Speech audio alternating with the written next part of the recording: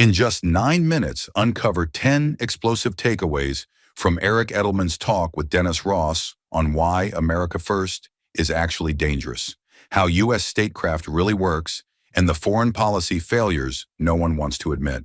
Takeaway 1. Why America must lead smarter now. Dennis Ross explains that the world we live in today is no longer dominated by the United States alone.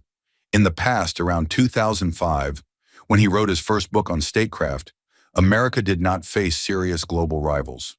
But now countries like China and Russia are challenging America's influence, and at the same time, many Americans are unsure about what role their country should play in the world. Ross argues that the United States still needs to lead, but it must lead with better planning and smarter tools. He says we can no longer afford to make mistakes or act carelessly because the consequences will be more damaging than ever. For example, failing to act wisely in Syria created a vacuum that led to chaos, massive refugee flows, and the rise of ISIS, affecting not just the Middle East but also Europe and beyond. Now let's move to the next takeaway. Takeaway 2, statecraft needs both goals and tools. A key idea Ross keeps returning to is that good statecraft means matching your goals with your available tools. If your goals are too big and your tools are too weak, you will fail. If your tools are powerful but your goals are vague, you will also fail. He gives the example of President Obama's approach in Libya, where the goal was to stop a massacre, but the means were limited by a strict no-boots-on-the-ground policy. That policy ended up creating a power vacuum because there was no plan for what would happen after Gaddafi was removed. Ross emphasizes that setting the right goal requires a tough internal discussion. What do we want to achieve? Can we actually achieve it with what we have? If not, we need to either change the goal or increase our resources. Now let's move to the next takeaway. Takeaway 3, timing is everything in diplomacy. Ross says timing is to statecraft what location is to real estate. If you miss the right moment to act, you can make things much worse. One example he gives is from Syria in 2012, when Secretary of State Hillary Clinton had an agreement with Turkey to create a no-fly zone. It could have saved Aleppo from destruction, protected civilians, and helped establish an opposition-controlled area inside Syria. But President Obama refused to act, afraid that it would become another Iraq. That moment passed, and the cost of inaction was huge.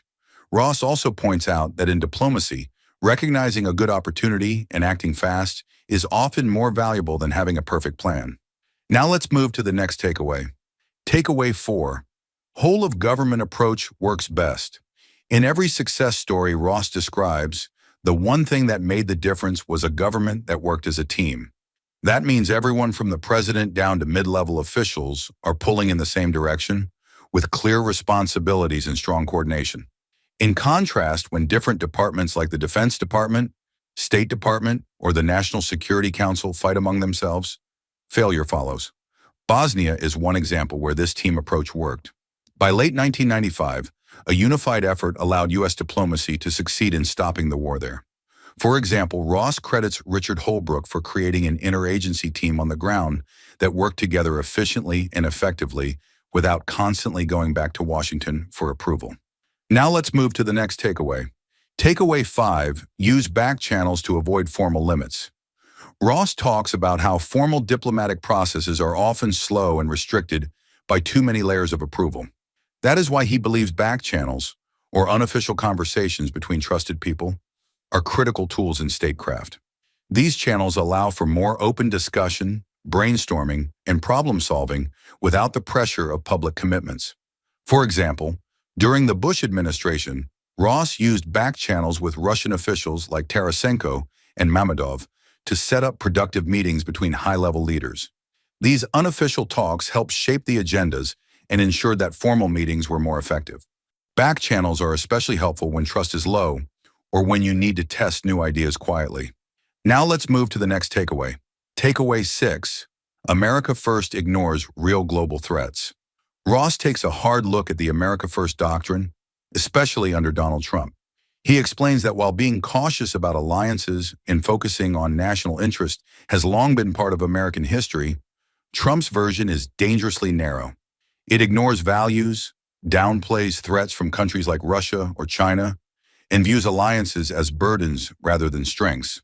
Ross says, the modern America First crowd sees alliances as a drag on us. They cost us and obligate us. He argues that this approach may sound tough, but leaves America isolated and unable to deal with aggressive powers like Putin's Russia. For example, without alliances, America could not have built the global coalition that expelled Saddam Hussein from Kuwait in 1991. Now let's move to the next takeaway. Takeaway 7. Realists and internationalists need each other. Ross says neither realists nor liberal internationalists alone can handle today's world. Realists like Henry Kissinger focus on power, balance, and stability, while internationalists focus on values like democracy and human rights. He believes the best approach is a mix of both. Values help give America credibility and purpose, but power and alliances are necessary to enforce rules and defend interests. For example, America's support for Ukraine combines both ideas. It helps a democracy resist aggression, while also maintaining the balance of power in Europe. Ross argues that relying only on idealism or only on hard power is not enough in a world filled with unpredictable actors. Now let's move to the next takeaway. Takeaway 8. Failed policies share common warning signs. Ross identifies clear signs that often lead to foreign policy failure. These include vague goals, poor assessments of the situation, weak coordination within the government, and fear-driven decisions. He explains that President Obama's Syria policy failed partly because the administration was too afraid of repeating Iraq. That fear blinded them to the cost of inaction. Similarly, in Afghanistan, President Biden stuck to a withdrawal plan without matching the resources to the risks, which led to a rapid collapse. Ross says, President Obama always saw the cost of action and never the cost of inaction. That mindset can lead to disasters when the world is watching and expecting leadership. Now let's move to the next takeaway. Takeaway 9, Trump and Biden had different blind spots.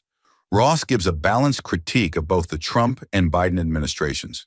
He credits Trump for business deals in the Middle East that created military and political connections. However, he says Trump's foreign policy lacked clear objectives, especially on Iran. It was not clear whether the goal was to stop nuclear weapons or to just pressure Iran. Biden, on the other hand, mishandled the Afghanistan withdrawal by ignoring warnings and underestimating the enemy. Both presidents made the mistake of not aligning their goals with their tools. For example, Trump used heavy sanctions on Iran, but had no realistic plan for what would come next, while Biden declared the war in Afghanistan over without ensuring stability on the ground. Now let's move to the last takeaway. Takeaway 10, Ross's career shows diplomacy in action. Throughout the episode, Dennis Ross gives glimpses into his long diplomatic career, offering valuable lessons from real-life events. He worked under several presidents, from Carter to Obama, and took part in major peace talks and crisis negotiations. He talks about being in a situation room where officials debated sending $50 million to Egypt without ever discussing what the money was supposed to achieve. That experience taught him that even smart people can miss the obvious when they focus on details instead of purpose. For example, during a Libya crisis meeting, top officials discussed intelligence and military costs, but ignored the president's public promise to prevent a massacre in Benghazi, showing how easy it is to lose sight of your own objectives in the middle of a crisis.